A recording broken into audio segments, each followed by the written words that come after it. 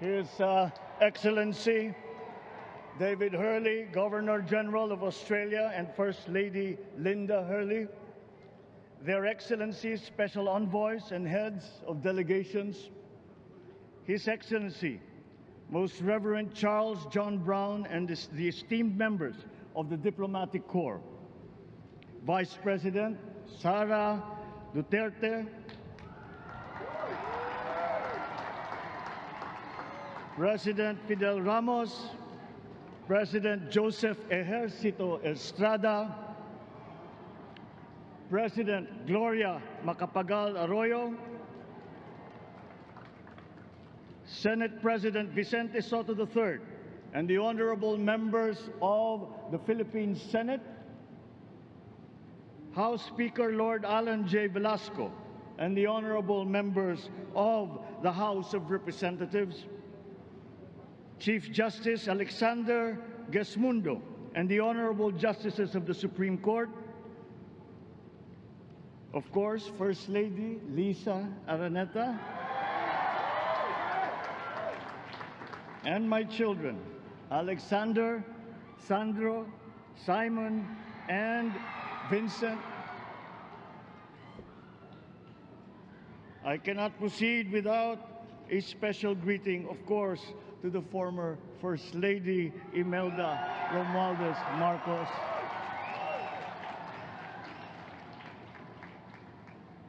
Other distinguished guests, ladies and gentlemen, my friends, ang aking minamahal na mga kababayan, magandang tanghali po sa inyong lahat. This is a historic moment for us all. I feel it deep within me. You, the people, have spoken, and it is resounding. When my call for unity started to resonate with you, it did so because it echoed your yearnings, mirrored your sentiments, and expressed your hopes for family, for country, and for a better future. That is why it reverberated and amplified as it did, to deliver the biggest electoral mandate in the history of Philippine democracy.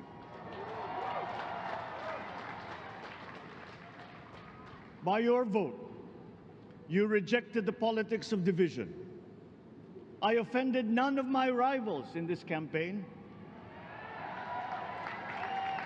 I listened instead to what they were saying.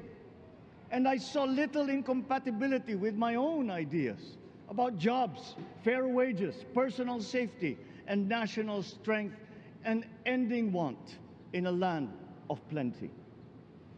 I believe that if we but focus on the work at hand and the work that will come to hand, we will go very far under my watch. You believe that too. At pinakinggan ko ang tinig ninyo na ang sinisigaw ay pagkakaisa, pagkakaisa, pagkakaisa. We will go farther together than against each other, pushing forward, not pulling each other back, out of fear, out of a misplaced sense of weakness. But we are the furthest from weak. The Filipino diaspora flourishes even in the most inhospitable climes, where they are valued for their quality.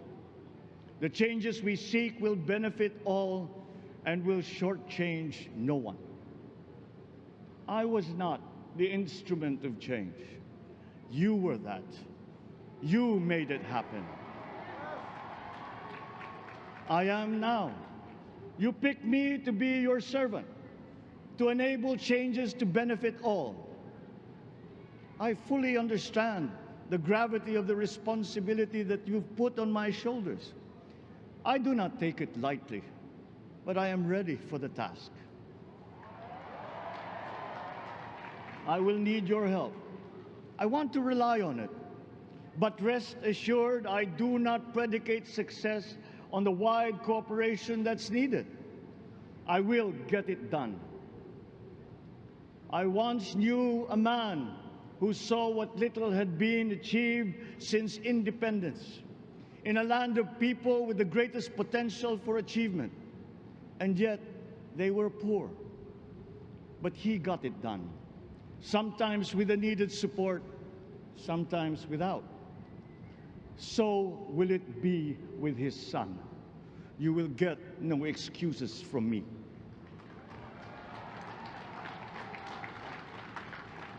I am here not to talk about the past. I am here to tell you about our future.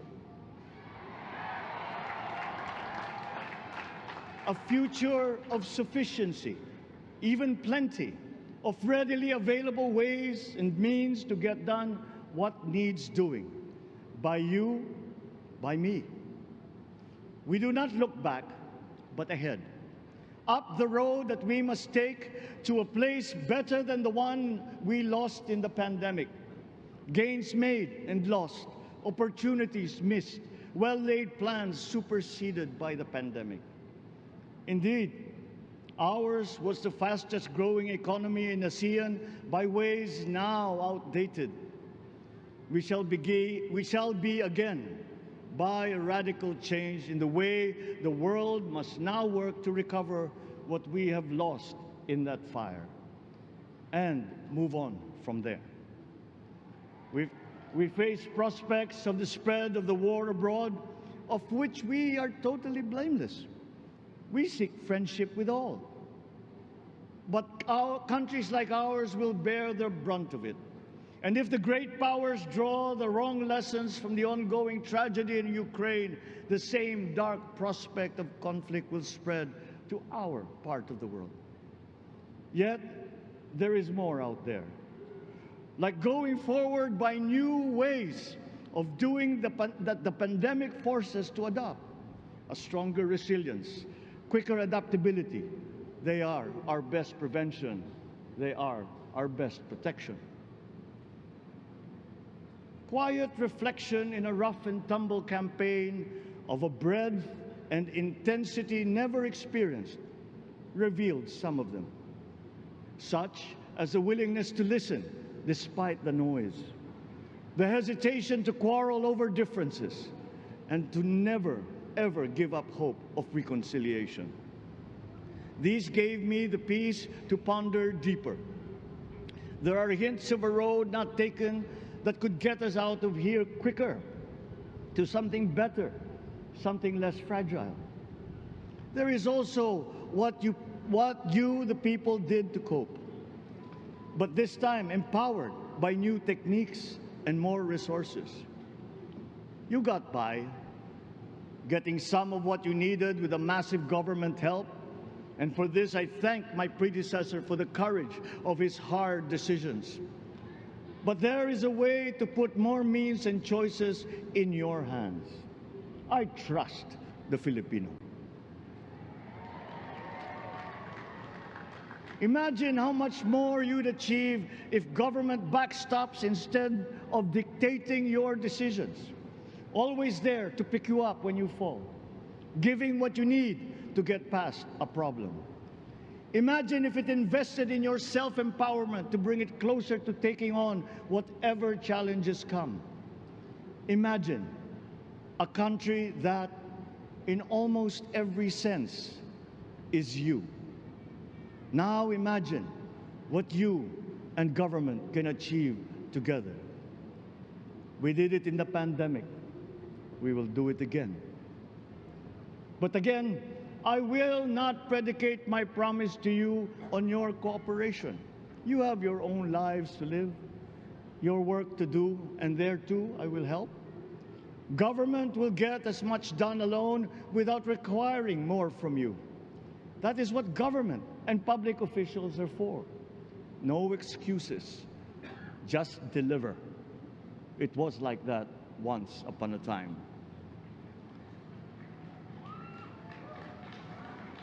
I did not talk much in this campaign. I did not bother to think of rebutting my rivals. Instead, I searched for promising approaches better than the usual solutions. I listened to you. I did not lecture you who has the biggest stake in our success. And the forthcoming State of the Nation will tell you exactly how we shall get this done. In this fresh chapter of our history, I extend my hand to all Filipinos. Come, let us put our shoulders to the wheel and give that wheel a faster turn to repair and to rebuild and to address challenges in new ways, to provide what all Filipinos need, to be all that we can. We are here to repair a house divided, to make it whole, and to stand strong again in the Bayanihan way, expressive of our nature as Filipinos. We shall seek, not scorn, dialogue. Listen respectfully to contrary views. Be open to suggestions coming from hard thinking and unsparing judgment. But always from us, Filipinos. We can trust no one else when it comes to what is best for us. Past history has often proven that. Solutions from outside divided us. None deepened our understanding. They were always at our expense. Never forget, we are Filipinos. One nation, one republic, indivisible. We resisted and never failed to defeat foreign attempts to break up our country in my father's watch.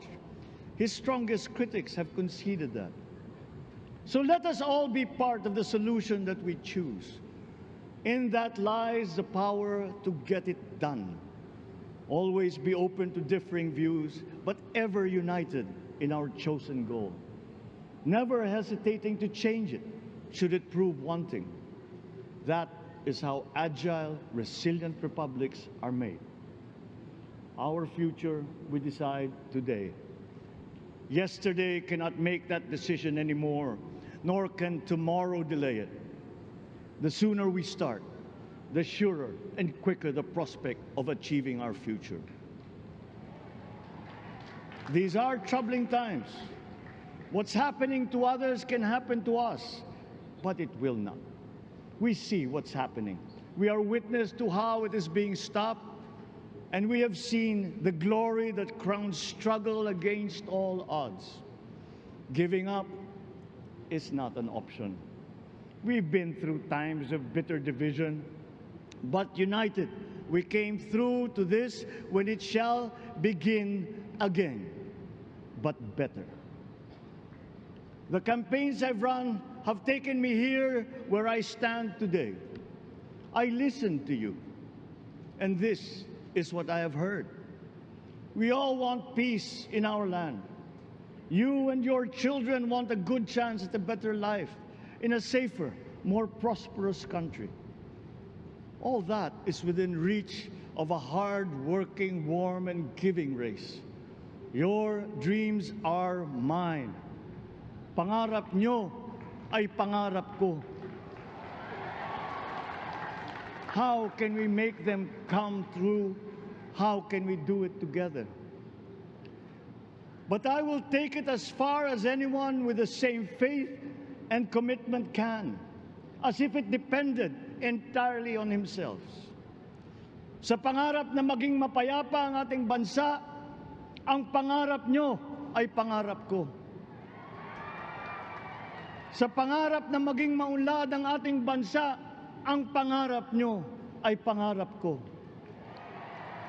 At sa pangarap na maging mas masinang ang kinabukasan natin at ng ating mga anak, ang pangarap nyo ay pangarap ko. We are presently drawing up a comprehensive, all-inclusive plan for economic transformation. We will build back better by doing things in the light of the experiences that we have had, both good and bad. It doesn't matter.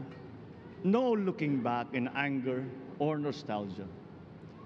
In the road ahead, the immediate months will be rough, but I will walk that road with you.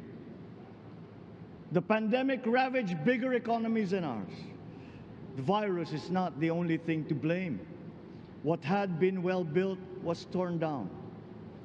we will build it back better. The role of agriculture cries for the urgent attention that its neglect and misdirection now demands.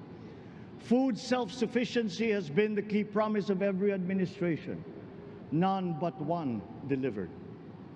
There were inherent defects in the old ways and in recent ways too. The trade policy of competitive advantage made the case that when it comes to food sufficiency, a country should not produce but import what other countries make more of and sell cheapest. Then came Ukraine. The most vulnerable when it comes to food are the countries furthest away from the conflict, those bearing no blame for provoking it. Yet they face the biggest risk of starvation. If financial aid is poured into them, though it never is, there is nothing to buy. Food is not just a trade commodity. Without it, people weaken and die. Societies come apart. It is more than a livelihood. It is an existential imperative and a moral one. An agriculture damaged and diminished by unfair competition will have a harder time or will have no prospects at all of recovering. Food sufficiency must get the preferential treatment the richest free trade countries always gave their agricultural sectors. Their policy boils down to don't do as we do. Do what we tell you to. I am giving that policy the most serious thought if it doesn't change or make more allowances for emergencies with long-term effects. There is a parallel problem in our energy supply. Sufficient fossil fuel-free technology for whole economies has yet to be invented. And it is not seriously tried by rich countries. Again, consider the response of the richest countries to the war in Ukraine. But surely, a free world awash with oil can assure supplies. Or we will find a way. We are not far from oil and gas reserves that have already been developed. What we teach in our schools, the materials used must be rethought. I am not talking about history. I am talking about the basics, the sciences, sharpening theoretical aptitude and imparting vocational skills, such as in the German example, alongside the national language with equal emphasis and facility in a global language, which we had and lost. Let us give OFWs all the advantages we can for them to survive and to thrive. Our teachers from elementary up are heroes fighting ignorance with poor paper weapons. We are condemning the future of our race to menial occupations abroad. Then they are exploited by traffickers.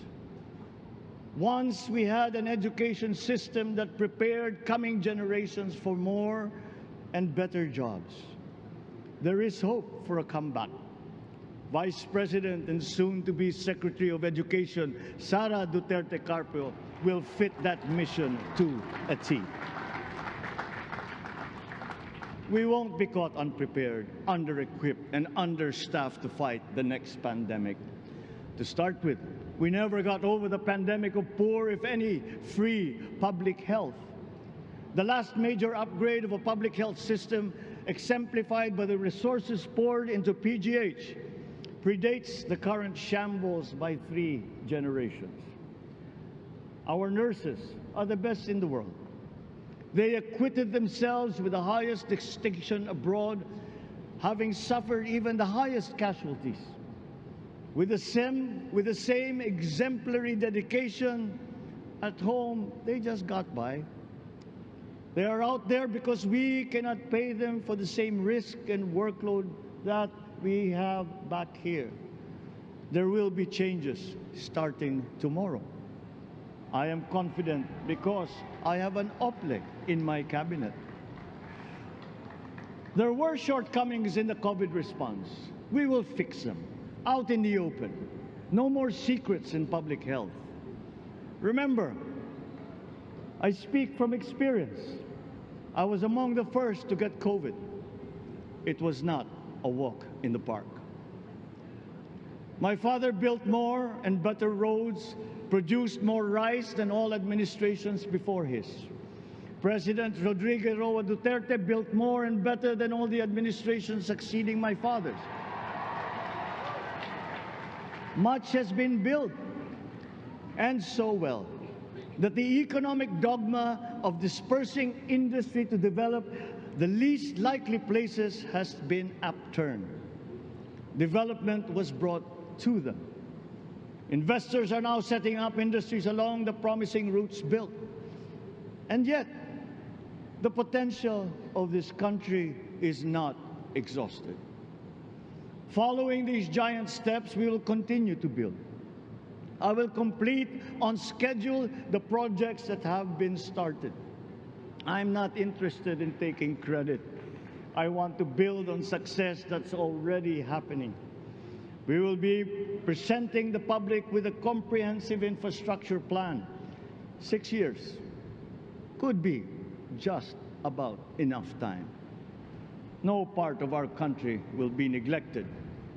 Progress will be made wherever there are Filipinos, so no investment is wasted. The recovery of Philippine tourism, with its emphasis on accessing nature's beauty, I am sure will exceed expectations. And bigger is not always better, but there's something to be said for economies of scale. And yet the country invites investments in fast-rising industries with quick returns and inflicts irreparable damage for future generations. We have yet to see large-scale practical solutions to pollution, though some are beginning to emerge. But there are tried and proven new ways of mitigation. Blades have been turning over the sand dunes of Ilocos Norte, harnessing a power all around but unseen long before this day. I built them. The rich world talks a great deal but does a lot less about it than those with much less, but who suffer more death and destruction from climate change and lack of adaptation.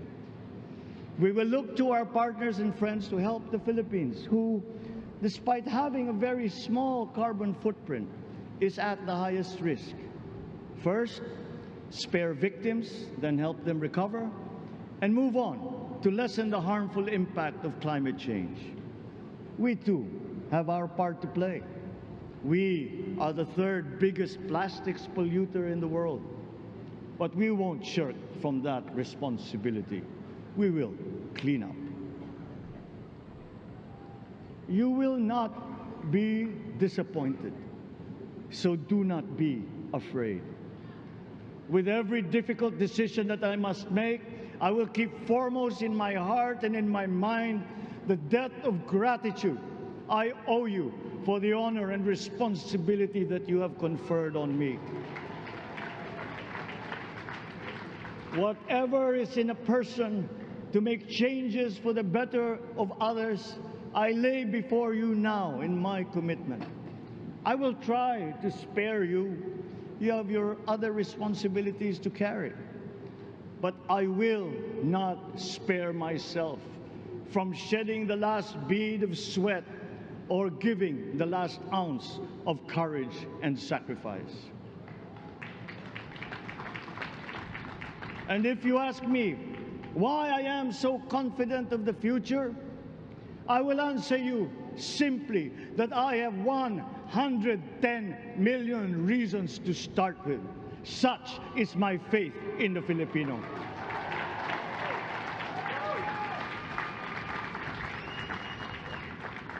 Believe, have hope. The sun also rises like it did today and as it will tomorrow. And as surely as that, we will achieve the country all Filipinos deserve. God bless the Philippines. God bless our work. Maraming salamat po sa inyong lahat. Mabuhay ang Pilipinas. Magandang tanghali po.